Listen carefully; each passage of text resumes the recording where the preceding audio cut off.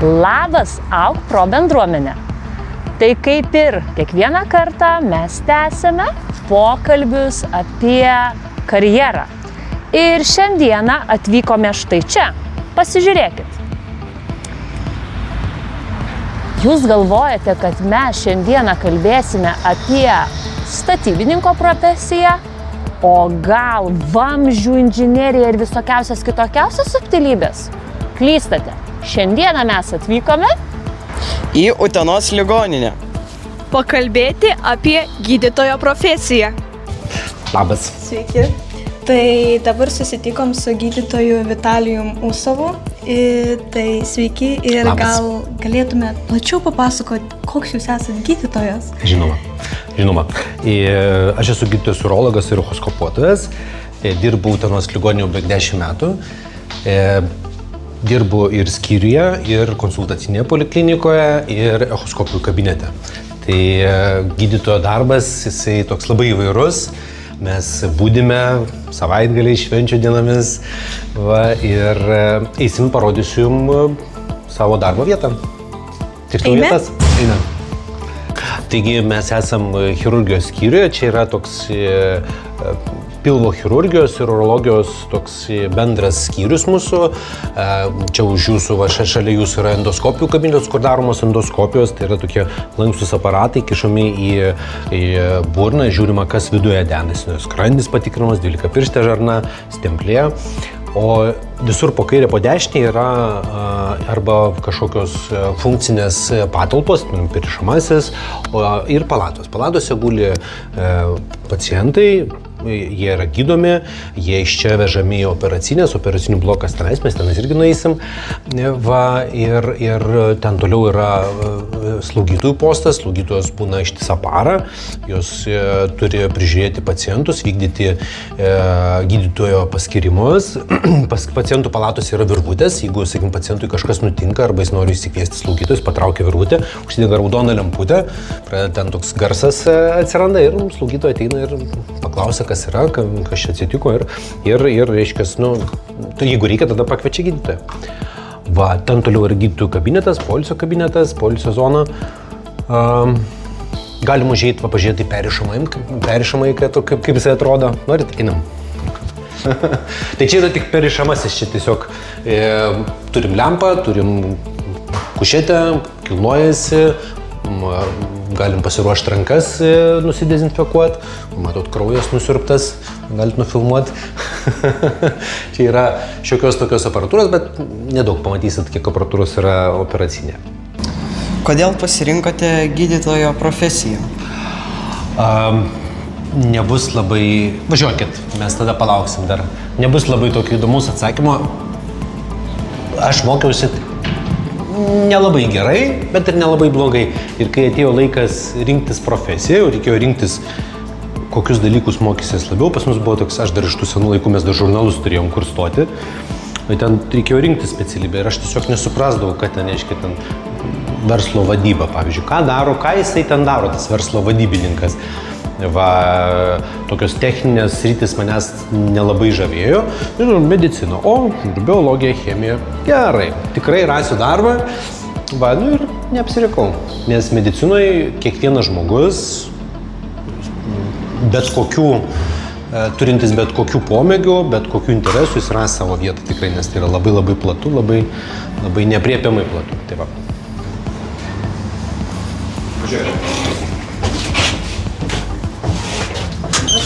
Aš duosiu paslaptį, aš nė karto nebuvau pirmūnų netgi. Ir vienintelį, reiškia, vienais mokslo metais, gal 11 klasė, man truko informatikos ten iki vieno paskutinio pažymio, 10-ko, ir ten kažkaip mokytojas nespėjo, aš vėlai pridaviau darbą, mokytojas nespėjo patikrinti, taip ir gavosi. O čia visą laiką mes mąstom, kad gydytojai tai turėtų būti tie patys didžiausi pirmūnai?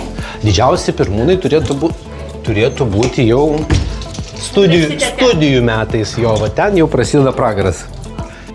Čia mes turime echoskopijų kabinetą, ultragarsinių tyrimų kabinetą. Užeikit.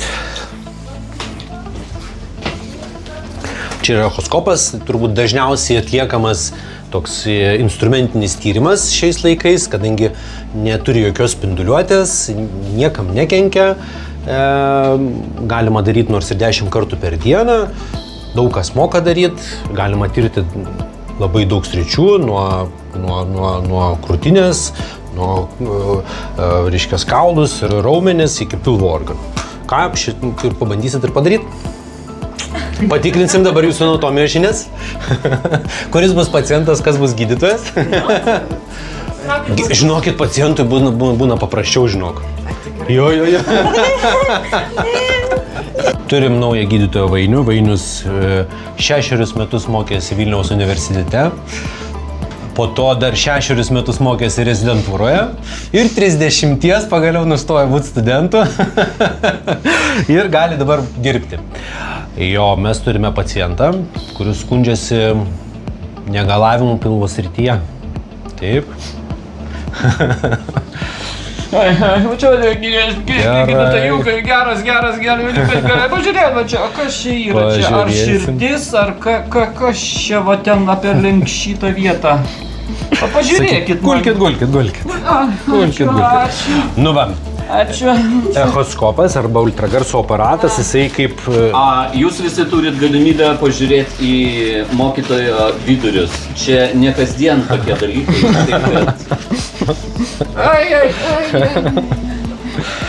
Tiesiausias, kaip sakant, kelias į vyro širdį yra skalpeliu per krūtinę.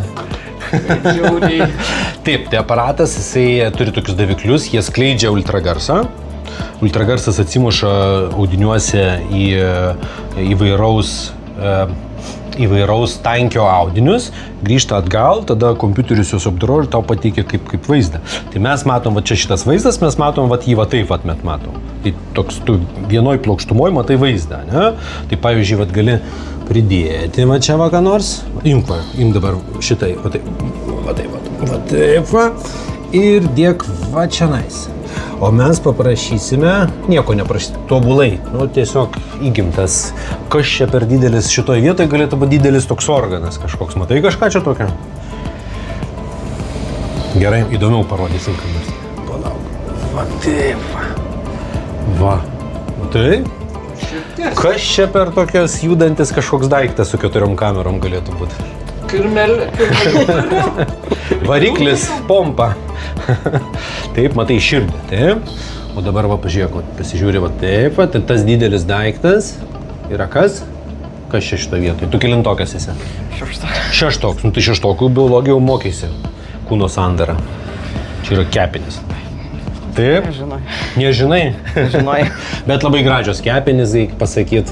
Rimtai? Taip, va, žiūrėk, tulžies Tiek gyvenimo mačiusios gražios kepenys. Labai gražios, labai. Gali dar tiek man gyvenimo pamatyti. O, geras. Va, o čia kas šone yra, kaip tau atrodo toks vat? Irgi gyvenimo matęs. Nu, viskas čia gerai. Va, čia va, pažiūrėk irgi. Toks pat, dar vienas. Kas pa žmogų dviejose vietose yra.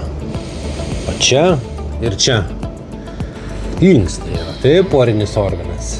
Teisingai, čia va, tai matom šlapimo pūslę. O dabar klausimas iš Simpsono. Iš Simpsono paprašysim giliai įkvėpt, sulaikyti ir va čia va šalia kairiai pusė, va čia va matosi kažkoks išlenda, kažkokia dėmė. Apendicitas. Ne. Čia yra, kaip Homeris Simpsonas sakė savo Bartui Simpsonui, sako, tu pas mus šeimoje kaip blužnis. Nei mes žinom, ką tu darai, nei mum įdomu. O ką daro blužnis? Kraują valo? Nu jo, tai yra toks kraujodaros organas, kuris dalyvauja kraujo gamyboje, kraujo tam tikrose valymo procesus. Nu, visą tai yra toks imuniteto veikloje dalyvaujantis organas. Toks. Nu va. Gydytojų ar akmenų turiu aš tulžyje? Nematė gydytojas. Oi. Ačiū, daktarėlį, ačiū, geras daktarėlis, išleidžia mane sveiką drūtą. Tai čia yra tyrimas, kurio metu mes galim pamatyti, kas darosi viduje, ne be spinduliuotės, neprapjaunant pilvo ir nepasižiūrint. Šitas tyrimas yra naudojamas, kai reikia, pavyzdžiui, kažkur durti, bet mes žinom, kad yra kažkas neiškausti. Sakykim, pilvo ertmėje kažkas neiškausti. Mes tiksliai matydami, kur yra tas daiktas, matydami adatą, kuri slenka ekranu, mes galime jį durti. Ir, pavyzdžiui, ištraukti, paimti ląstelių, pavyzdžiui. Tai va, labai vertingas, labai daug kur naudojamas aparatas. Ir šitas aparatas, pavyzdžiui, kainuoja, kaip man atrodo, kai jį pirko, kiek jis pat galėtų kainuoti. Viskas medicina yra labai brangu. Ja, mažiausiai 100 000. Nu, ne. Šiandien kažkur kokie 500 tūkstančių. Tai va, tai tokia labai gera prabangi mašina, nu tokia jau. Iš saliono. Iš saliono čia jau gali eiti ir sakyti, vat man duokit belę. Spalvą gali pasirinkti. Tai va. Bet einam aš dar brangesnius parodysiu. Einu namo. O sakykit, jeigu dabar jums reikėtų rinktis profesiją arba keisti profesiją. Ne, man labai patinka mano profesija. Bet aš suprantu, ką norėčiau daryti? Bet, pavyzdžiui, ką norėtume daryti? Slidinėjimo instruktorium norėčiau būti kalnuose dirbti. Pirmą pagalbą vis tiek jau mokėtumėt. Jo. Ir šiek tiek šiuo metu darbas operacinėje yra pakeistas. Tai reanimacijos aš jums nepamatysiu, nes yra iškelta į kitą vietą, bet į operacinės mes nueisim, pasižiūrėsim, persirinksim.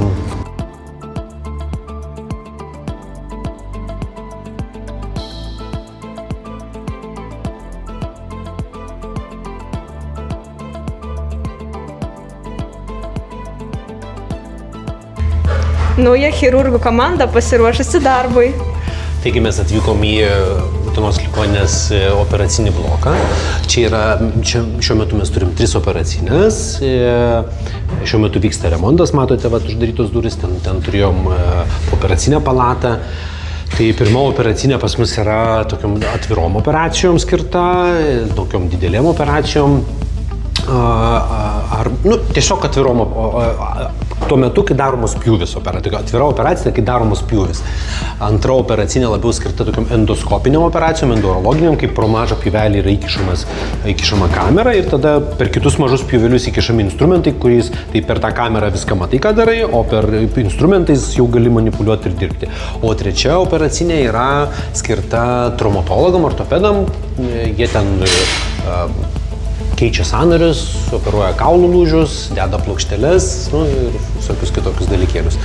Už manęs matote, čia dar irgi ne visa įranga, stovi, pavyzdžiui, mobilus rentgeno aparatas. Jeigu darėt, kad nors rentgeną, žinau, toks didžiulis aparatas yra, jisai ten užima visą vos ne kambarį, o čia toks mažutis, tu jį gali įvaryti į operacinę, operacijos metu nusistatyti, pasidaryti ir matyti vaizdus. Tai galim nueiti pasižiūrėti, kaip atrodo pasiruošimo patalpa. Tai va, čia tokie specialios kriauklės, plauni rankas, turi plauti rankas, tai vanduo turi nubėgti nuo rankų, nuo pirštų link alkūnų, kad visas purvas nubėgtų, pradžioje su muilu, paskui dezinfekuoji su dezinfektantu, nusidžiovini ir tada tik eini į operacinę. Visur, matot, visur yra kaip čia sensoriniai popieriaus aparatai, o pažiūrėk, žinot, kam reikalingas toks kaip čia čiaupo, kaip čia valdymas. Nes tokį nusiplauni, tu užsuki alkūnę vandenį. Tai va, galite pažiūrėti per, teikit, va, kaip tik remontuojamas dabar yra stalas. Čia yra mūsų pirma operacinė. Tai va, čia, kaip sakiau, daromos pagrindinė atviros operacijos. Jeigu reikia, mes įrangą susivarom endoskopinį operaciją į pirmą operacinę, o antrojo operaciniai, gal dar spėsim pamatyti ir operacijos. Va, durys atsidaro irgi visur kojom, galite užeiti, va, tai yra anestezijos aparatas, yra endoskopijos įranga, tai yra endoskopas, prie kurio jungiasi įvairius aparatai ir tai jis mums leidžia matyti ir jeigu reikia deginti, pjauti operacijos metu, sustabdyti kraujavimą, dar atsivarom lazerį, kurio galim irgi skaldyti akmenius, įpjauti kažką, jeigu reikia labai mums. Būna taip daug aparatų, net chirurgo nesimato, aparatūros daug, viskas ūžia, viskas ir mes čia dirbam. Mūsų tos operacijos labai panašios šiaip į kompiuterinius žaidimus kartais, kai kurios tokios. Net nepasakytum, parodytum, tai galvotum, kad ten kompiuterinis žaidimas, nes kartais, pavyzdžiui, urologai operuoja vandens, ne vandens, o tirpalo tėkmėje, nuolatiniai srovėjai, tada nekraujuoja ir taip, sakau, labai panašu į kompiuterinius žaidimus kartais. Aš galvoju, kad mano darbas labai panašus į žaidimo kompiuterinių žaidimų, tik tai, kai jau matom raudoną spalvą, tai ten kraujas yra, tai yra, nebe žaidimas. Tai kiek žmonių yra komandoje? Nuolatos operacinėje yra šie žmonės. Tai chirurgas, gali būti ir asistentas, tai yra 2 chirurgai, žin kokią operaciją.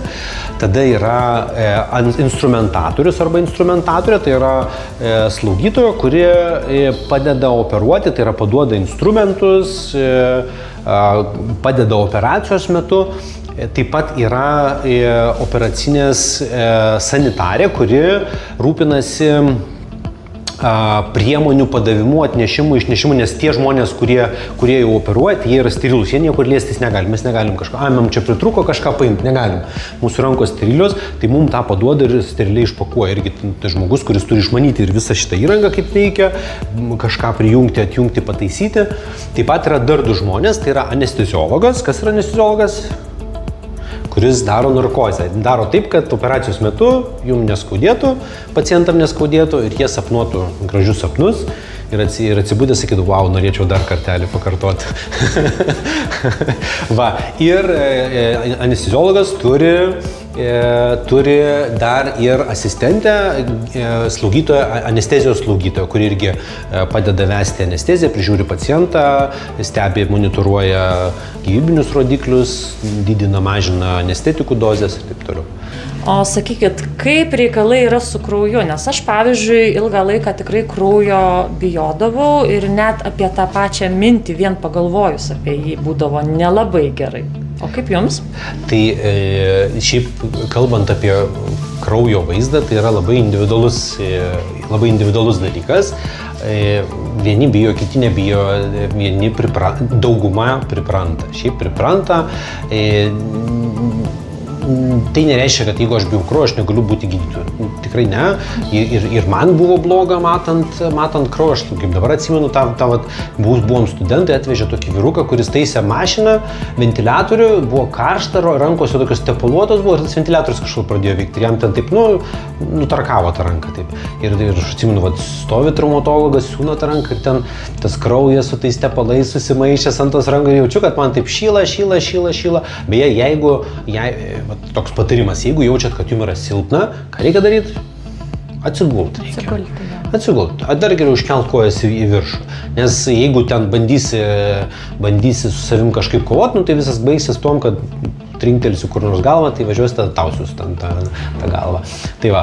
O šiaip prie to yra priprantama. Tai yra tiesiog darbo dalis ir tas, tai pripranti žmogus. Aišku, būna visokių atvejų, būna galbūt tas kraujas būna susijęs su tada ten kažkokiu asmeniškumais kažkokiais, galbūt tai yra ten tavo kažkoks giminaitis, galbūt tai tada vėlgi į tai kažkaip šiek tiek kitaip žiūri. Va, bet iš principo tai prie šitų dalykų yra priprantama ir, tai yra darbo dalis. Čia yra kas, Dangė? Žaizdos plėtėjas, toks baisus, atrodo, kad kankinimo instrumentas. Taip, iš tikrųjų ir toks taip padidinta versija. Su nakčiom kojelėm, būtent, kad galima būtų. Bet čia dabar jis yra įpakuotas ir jis yra sterilus. Įpakavimas būna dvigubas dažniausiai, tai išorė yra nesterili, bet jau kai išpakuojam, jisai dar vienu įpakavimu, kuris yra jau sterilus. Jį jau galima padėti ant stalo. O kai jūs jį panaudojate, sterilizuojami instrumentai čia vietoje ligoninėje? Taip, yra specialūs autoklavai, specialūs instrumentų plovimo. Irgi ten tokios didžiulės tokios mašinos, kurios plauna, kaip indaplovės, tik tais su ženkliai sudėtingesnės ir su ženkliai aukštesnė temperatūra. Tai pasirodo, mūsų Utenos ligoninėje darbas verda kaip skruzdėlynė, nes kaip ir gydytojas minėjo, operacijų yra daug, užimtumas yra didelis ir kartais net netelpa į paskirtus laikus. Koks didžiausias iššūkis jūsų darbe? Geras klausimas. Manau, kad didžiausias iššūkis yra teisingai priimti sprendimą ir jį vykdyti. Sprendimo vykdymas dažniausiai būna jau paprastas. Tai yra operuoti, neoperuoti. O aš tai dar noriu kaip muzikos mokytoja paklausti. Man tikrai teko pabuvoti operacinėse su pilna arba nepilna narkoze, tai tos patirties turiu. Ir tikrai teko susidurti su chirurgais, kurie klauso operacinėje muziką. Klausom. Taip, tai o jūs kaip? Klausom, žinoma, mes visada klausom muzikos, stengiamės klausytis muzikos. Ne visada tai būna, dažnai tiesiog pasileidžiam radiją kaip foną, turim ir savo per telefoną kažką pasileidžiam ir Kaziuko klausėm, Kaziuko dainas per Kaziuko mugę. Tai muzika jums neblaško, jūs kaip tai galbūt? Ne, muzika. Aš esu tos nuomonės, kad operacijom turi kuo mažiau streso. Jeigu stresas kelia klaidų tikimybę. Aišku, neturi būti balaganas, bet turi būti tam tokia atpalaiduota atmosfera. Tada ir dirbasi geriau, ir klaidų mažiau, ir mažiau jaudinės. Tai va, kai man mokiniai sako, tai ką man gyvenime reikės muzikos, girdėjot? Aupromedia komanda dėkoja gydytojui Vitalijui už tokį savo profesijos papasakojimą, smulkų net parodymą. Ir dar Aupromedia vardu nedėkojame Utenos ligoninės administracijai, kad leido čianai mums susipažinti ir paklajoti po Utenos ligoninės koridorius, nes ne kiekvieną dieną tu gali čia patekti ir tikrai ne visi žmonės gali taip paprastai čia įeiti. Tai ačiū Jums.